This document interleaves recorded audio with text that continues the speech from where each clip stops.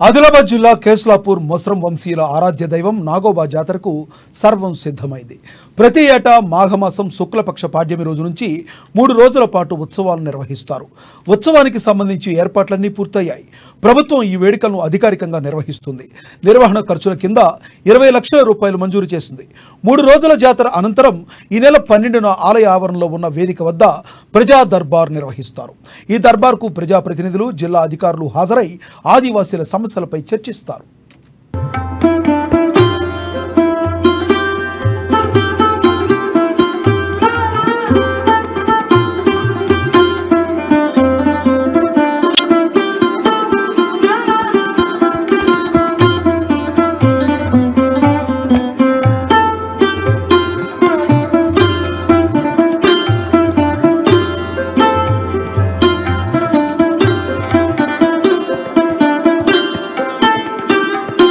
ప్రపంచంలోని అతిపెద్ద గిరిజన ఉత్సవాల్లో ఒకటిగా గుర్తింపు పొందింది ఆదిలాబాద్ జిల్లా ఇంద్రవెల్లి మండలం కేస్లాపూర్ నాగోబా జాతర.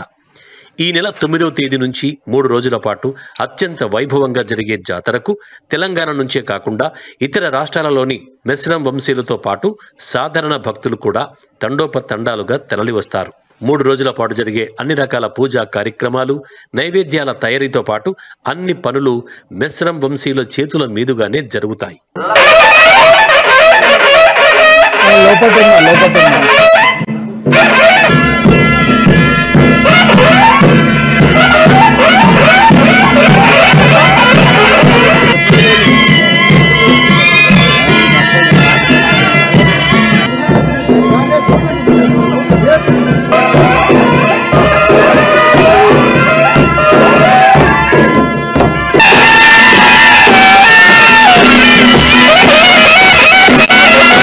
పుష్యమాసంలో నెలవంక కనిపించిన తరువాత ముందుగా కచలం బండిపై జాతర తేదీలు, గోదావరి జలం కోసం పోయే తేదీలను ప్రచారం చేయడానికి 7 రోజుల పాటు రథయాత్ర నిర్వహిస్తారు.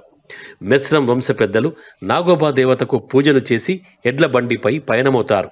జాతరకు ప్రత్యేకంగా కావలసిన కుండల కోసం సిరికొండలోని గుగ్గిళ్ల వంశానికి చెందిన కుమ్మరి వద్దకు కూడా ఈ ఎడ్ల బండిపైనే వెళ్తారు. అనంతరం ఆలయానికి తిరిగి వచ్చిన తరువాత గోదావరి జలాల కోసం తెల్ల వస్త్రాలు ధరించి కలశాలు తీసుకొని కాలినడకన 80 కిలోమీటర్ల దూరంలోని మంచిర్యాల జిల్లా జన్నారం మండలం కలమడుగుకు సమీపంగా పారే హస్తినమడుగు చేరుకొని స్నానాదులు ముగించి కలశాలు శుభ్రం చేసి గోదావరి జలాలు సేకరిస్తారు. జాతరకు 3 రోజుల ముందు కేస్లాపూర్ చేరుకుని అక్కడి మర్రి చెట్టు కింద బస చేసి జలాలను చెట్టుపై భద్రపరుస్తారు. అక్కడే పెద్దలకు తూమ్ పూజలు అంటే కర్మకాండ పూజలు నిర్వహిస్తారు. అనంతరం 9వ తేదీ శుక్రవారం అర్ధరాత్రి ఆ జలాలతో నాగోబా దైవానికి కొత్త కుండలతో అభిషేకం జరపడంతో జాతర మొదలవుతుంది. రాత్రంతా నాగదైవానికి మహాపూజ నిర్వహిస్తారు. మెస్రం వంశీయులకు ఆరాధ్యమైన సర్పజాతిని పూజించటమే ఈ జాతర ప్రత్యేకత.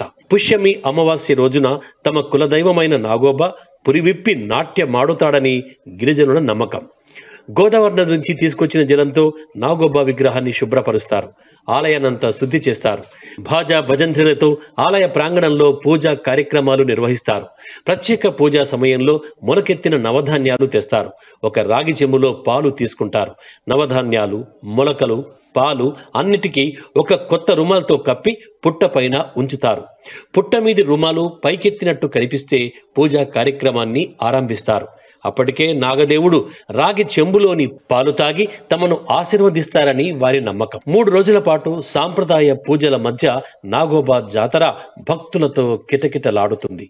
ఈ జాతరకు మెస్రం వంశీయులు ఎడ్ల బండిపై తరలివచ్చి జాతర ముగిసే వరకు అక్కడే గుడారాలు వేసుకుని ఉంటారు. జాతరకొచ్చే మెస్రం వంశీయులు వేలాది మందున్న వారు వంట చేసుకునేది మాత్రం 22 పొయ్యిల మీదే. ఈ పొయ్యిలు ఎక్కడ పడితే అక్కడ పెట్టడానికి వీల్లేదు. ఆలయ ప్రాంగణంలో ప్రత్యేకంగా ఏర్పాటు చేసిన ప్రహారీ గోడ లోపల గోడకు చుట్టూ దీపాలు వెలిగించేందుకు ప్రత్యేకమైన అరలు ఉంటాయి.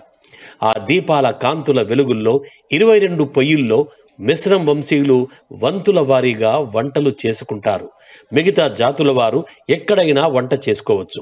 జాతరలో భాగంగా ప్రతిరోజు ప్రత్యేక రీతిలో పూజలు జరుపుతారు. మట్టితో పుట్టలు తయారు చేస్తారు. మహాపూజ అనంతరం రాత్రి 1 గంట తర్వాత కొత్త కోడళ్ల పరిచయం భేటింగ్ నిర్వహిస్తారు.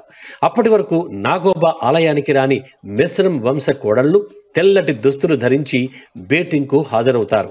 అనంతరం సతీదేవత ఆలయంలో పూజలు చేస్తారు.